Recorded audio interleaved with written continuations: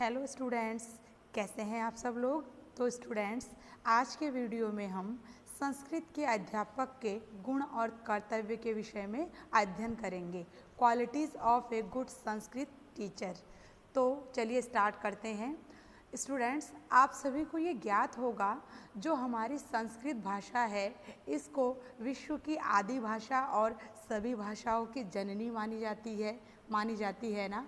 और इसे देववाणी का गौरव भी प्राप्त है, जिसका भारत में वैदिक काल में स्वर्णिम स्थान रहा है। उस समय यह कैसी भाषा थी? ये आम जन सामान्य की भाषा थी।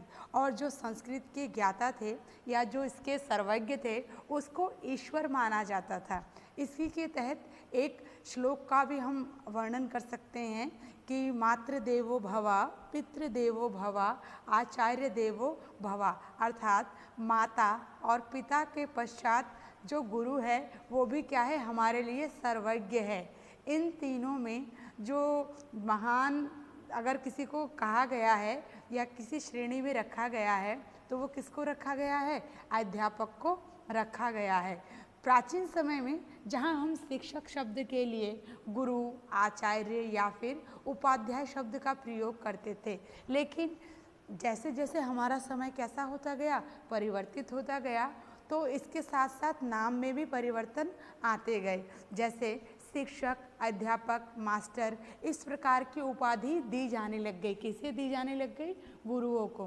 किंतु जो भी संस्कृतज्ञ थे या गुणवान व्यक्ति थे, उनके मन से गुरु या आचार्य शब्द ही उज्ज्वलित होते हैं या प्रकाशित होते हैं।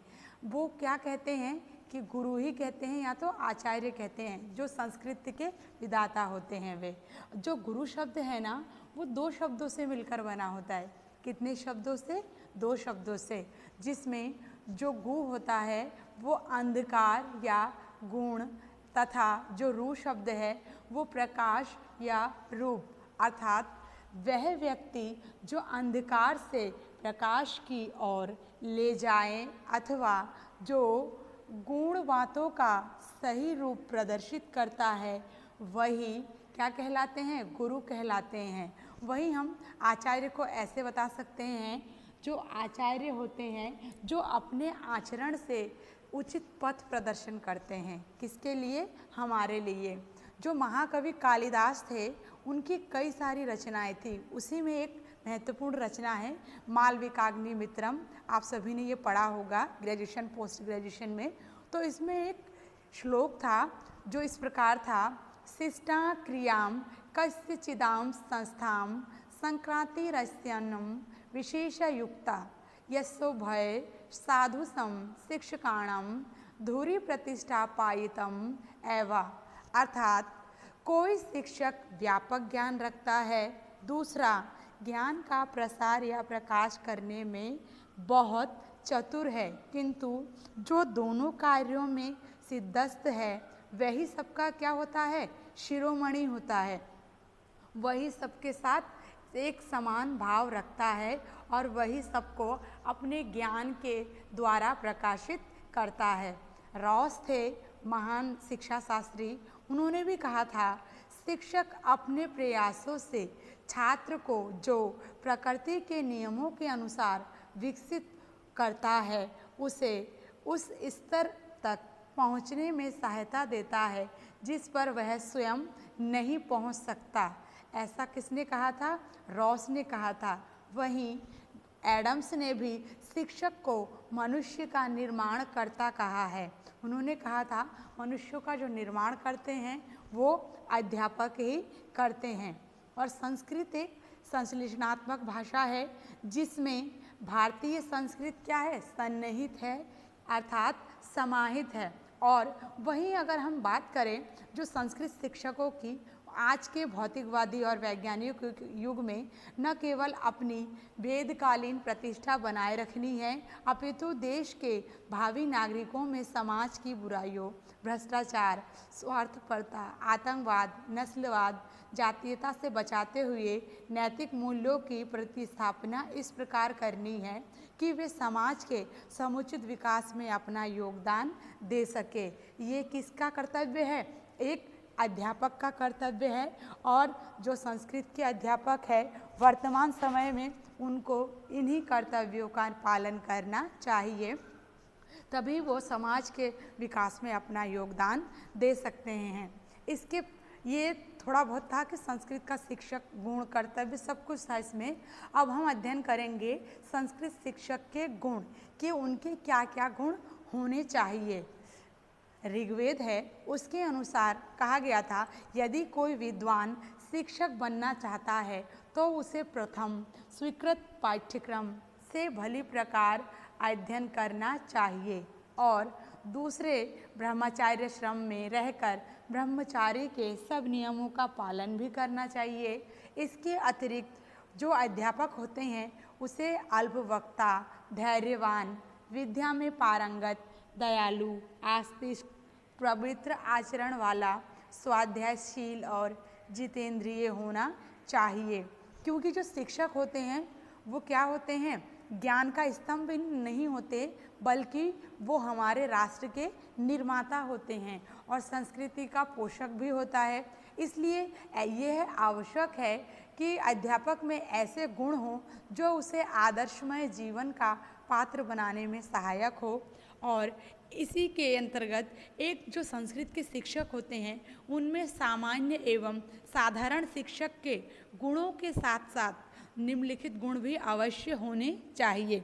जो अन्य गुण होते हैं ना, जैसे हो सकता है विनोद प्रियता होनी चाहिए, वस्तुनिष्ठता, वाक्पटुता, सामूहिकता, मौलिकता, दूरदर्शिता, स्वच्छता, उत्साह, सहकारिता, कुशलता, साधन संपन्नता, विनोद प्रियता, नेतृत्व की क्षमता, सत्यनिष्ठता, विश्वसनीयता, ये तो होने ही चाहिए। लेकिन इसके अतिरिक्त भी कुछ अन्य गुण हैं जो संस्कृत के शिक्षक में होने चाहिए। वह गुण हैं, सबसे प्रथम है स्वस्थ एवं आकर्षक व्यक्तित्व। जो संस्कृत का शिक्षक होता है उसका स्वास्थ्य उत्तम होना चाहिए, क्योंकि स्वस्थ शरीर में ही स्वस्थ मस्तिष्क का वास होता है। अर्थात जब व्यक्ति का स्वास्थ्य अच्छा होता है तो वह अच्छा चिंतन करता है, और जबकि रुग्ण व्यक्ति में या फिर रोगी व्यक्ति में चिंतन क्षमता लगभग समाप्त हो जाती है तो वह किसी भी कार्य को करने में सक्षम नहीं हो सकता। इसी प्रकार उत्तम स्वास्थ्य के साथ साथ आकर्षक व्यक्तित्व भी होना चाहिए, और व्यक्तित्व के भी हम अनेक पक्षों को प्रकट कर सकते हैं, जिसमें बाह्य पक्ष होते हैं पहनावा, शिक्षकों की वाणी और स्वच्छता, ये सब कुछ होना चाहिए। इसके अतिरिक्त सहयोगी, व्यवहार कुशल, उत्तम चरित्र, बुद्धिमान, आशावादी, जिज्ञासु, न्यायप्रिय, कर्तव्यपरायण, आत्मसंयमी और व्यवसाय से संतुष्ट व उसके प्रति समर्पित, आदर्शवादी तथा क्षमाशील भी होना चाहिए। द्वितीय है विषय मर्मज्ञ या फिर विषय के ज्ञाता। संस्कृत के अध्यापक को संस्कृत भाषा, संस्कृत व्याकरण, संस्कृत साहित्य एवं संस्कृत शब्दावली का ज्ञान होना चाहिए। उससे संबंधित पाठ्यक्रम का भी पूर्ण ज्ञाता होना चाहिए। उसे कुशल मौखिक अभिव्यक्ति व पारंगत शुद्ध उच्चारणकर्ता एवं सुंदर, स्पष्ट व आकर्षक लेख लिखने वाला भी होना चाहिए। इसके अतिरिक्त तृतीय है अन्य विषयों एवं पाठ्य सहगामी क्रियाओं का ज्ञाता। जो संस्कृत के शिक्षक होते हैं उनको संस्कृत के अतिरिक्त भी अन्य विषयों का ज्ञान होना चाहिए, क्योंकि संस्कृत सभी भाषाओं की जननी एवं संस्कृति की वाहक है। वाहक उनका निर्वाह करती है, जिससे इसका संबंध अन्य सामाजिक विषयों से घनिष्ठ रूप से है। अतः संस्कृत शिक्षक को अन्य विषयों का भी ज्ञान होना चाहिए, जैसे उसे खेल कूद, वाद विवाद, भाषण, नाट्य कला, संगीत, लेखन कला में प्रवीण तथा अन्य पाठ्य सहगामी क्रियाओं को जानकर उनमें रुचि रखने वाला व उनकी व्यवस्था करने में दक्ष होना चाहिए। इसके पश्चात है प्रशिक्षित एवं अनुभवी। जो संस्कृत के अध्यापक होते हैं उनको संस्कृत के वास्तविक शिक्षण के लिए शिक्षण कौशलों में दक्षता, संस्कृत शिक्षण के सिद्धांतों एवं परंपरागत के साथ साथ नवीन शिक्षण विधियों का ज्ञान, बाल प्रकृति एवं बाल मनोविज्ञान का ज्ञान होना अति आवश्यक है, और उन गुणों का अर्जन प्रशिक्षण व अनुभव से ही किया जा सकता है। जैसे शिक्षा आयोग में भी कहा है कि अन्य प्रभावों की अनुपस्थिति में शिक्षक उसी प्रकार पढ़ाने का प्रयास करता है जिस प्रकार उसे उसके प्रिय शिक्षकों ने पढ़ाया था। इस प्रकार वह शिक्षण की परंपरागत विधियों को जारी रखता है, जबकि जो आधुनिक परिस्थिति है उसमें शिक्षण की नवीन एवं प्रगतिशील विधियों की आवश्यकता है और शिक्षक का ऐसा दृष्टिकोण शिक्षा को प्रगति में बाधा उत्पन्न करता है। इसके लिए केवल व्यावसायिक शिक्षा द्वारा ही सुधार किया जा सकता है। अतः संस्कृत के शिक्षकों के लिए व्यावसायिक प्रशिक्षण की अति आवश्यकता है। इसके पश्चात है नवाचार एवं शोध के प्रति सकारात्मक दृष्टिकोण। जो संस्कृत के कार्यक्रम होते हैं उनमें संस्कृत के शिक्षकों में परंपरागत शिक्षण विधियों के प्रति अत्यंत मोह होता है ना, जबकि वर्तमान समय में मनोवैज्ञानिक तथ्य या अनुसंधान के सिद्ध से प्रभावशाली कई प्रकार की शिक्षण विधियों का नवीन ज्ञानों का सृजन हो रहा है। ऐसी परिस्थिति में संस्कृत शिक्षक का नवीन ज्ञान और शोध निष्कर्षों को स्वीकारना चाहिए, उनके प्रति सकारात्मकता होनी चाहिए तथा उनको अपनाकर अपने छात्रों को आज के प्रतिस्पर्धा युग में आगे बढ़ने के लिए प्रेरित करना चाहिए। और वर्तमान समय है तो वर्तमान समय कंप्यूटर युग है और कंप्यूटर युग में संस्कृत व्याकरण को सबसे अनुकूल व श्रेष्ठ माना गया है, इसीलिए हमें इस श्रेष्ठता का लाभ भी उठाना चाहिए। इसके अतिरिक्त और भी है सृजनशीलता। जो संस्कृत के शिक्षक होते हैं उनको संस्कृत के प्रति अनुरागी होना चाहिए, क्योंकि उसका यह प्रेम जो रचना धर्मिता है उनमें प्रतिबिंबित होता है, जिसके माध्यम से वो क्या करते हैं, संस्कृत साहित्य में संवर्धन करते हुए अपने साहित्य के द्वारा छात्रों में सृजनात्मक गुणों का विकास करते हैं। उसे समाज को सही दिशा देने वाले साहित्य का भी निर्माण करना चाहिए। इसी के अंतर्गत कालिदास जी ने भी अपनी रचना में एक अत्यंत और सजीव और सटीक चित्रण किया है।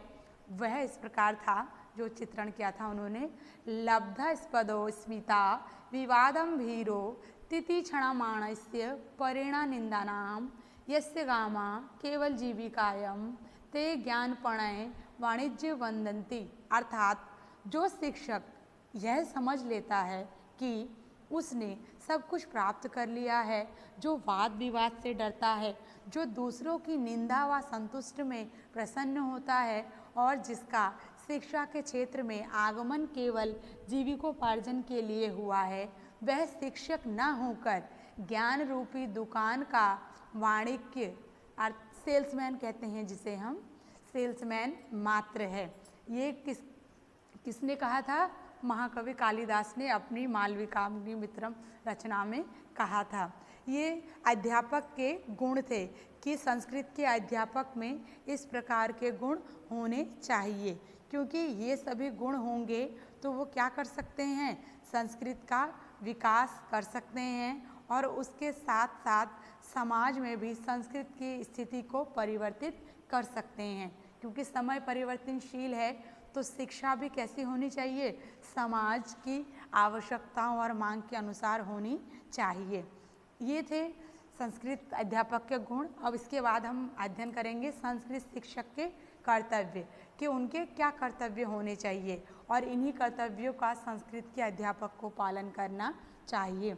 जो प्राचीन समय था ना, उसमें भारत में संस्कृतज्ञ गुरुजन संस्कृति के वाहक और समाज के पथ प्रदर्शक हुआ करते थे और उनके ऊपर समाज के प्रति बहुत बड़ी जिम्मेदारी भी हुआ करती थी। लेकिन आज क्या है, आज समाज में अनेक समस्याओं के कारण समाज में गुरुओं के प्रति सम्मान में भी कमी है, क्योंकि जैसे सम्मान गुरुओं को प्राचीन समय में मिलता था वर्तमान समय में नहीं मिलता है, तथा गुरुओं में गुणों का भी क्षरण है और गुरुओं में क्या है, जो गुण होते हैं उनकी भी कमी है। अतः हम संस्कृत के शिक्षकों को इन कर्तव्यों से अवगत करा सकते हैं और इन्हीं कर्तव्यों का अनुसरण करना चाहिए।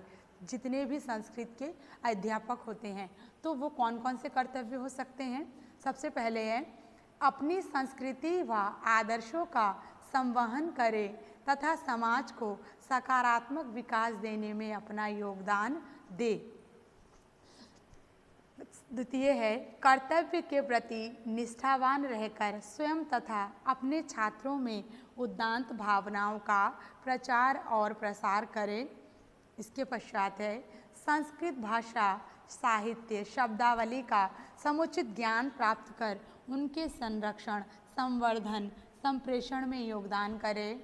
उसके पश्चात पाठ्यक्रम का उचित रूप से विभाजन करके उपयुक्त सहायक सामग्री व शिक्षण विधियों द्वारा शिक्षण कार्य करें।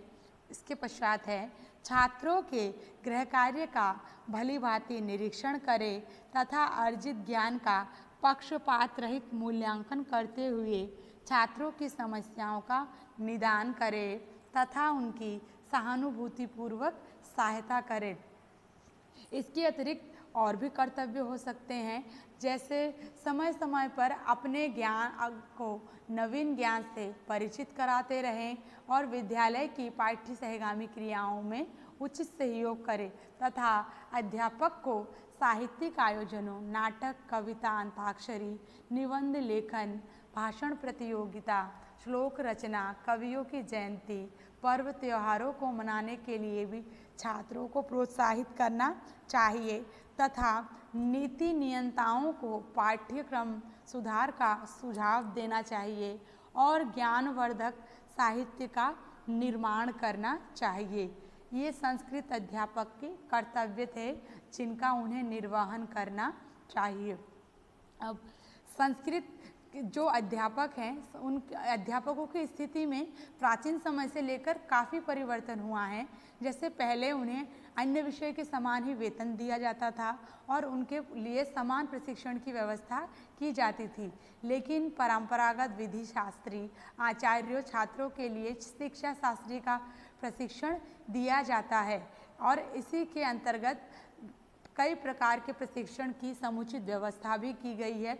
लेकिन इन व्यवस्थाओं के पालन के हेतु वर्तमान समय में कई प्रकार की ऐसी समस्याएं हैं जो सामने आती है, जैसे संस्कृत शिक्षण के लिए उपयुक्त वातावरण का अभाव है और जो संस्कृत शिक्षण है इसमें अभिभावक और छात्र तो उदासीन हैं, किंतु सबसे अधिक इसके लिए राजनीतिक उत्तरदायी हैं। इसके अतिरिक्त जो संस्कृत पाठशालाएं हैं उनमें विद्यालयों में सहायक सामग्री पुस्तकालयों में पत्र पत्रिकाओं और पाठ्य पुस्तकों का अभाव है और जो शिक्षक होते हैं उनको ज्ञान को नवीन रखने के लिए संगोष्ठी परिचर्चा कार्यशाला पुनश्चर्या पाठ्यक्रम सेवाकालीन प्रशिक्षण का सर्वदा भी अभाव है और जो संस्कृत का पाठ्यक्रम है वो परंपरागत ही प्रचलित है और उसमें वैज्ञानिक दृष्टिकोण का पूर्णतः अभाव है।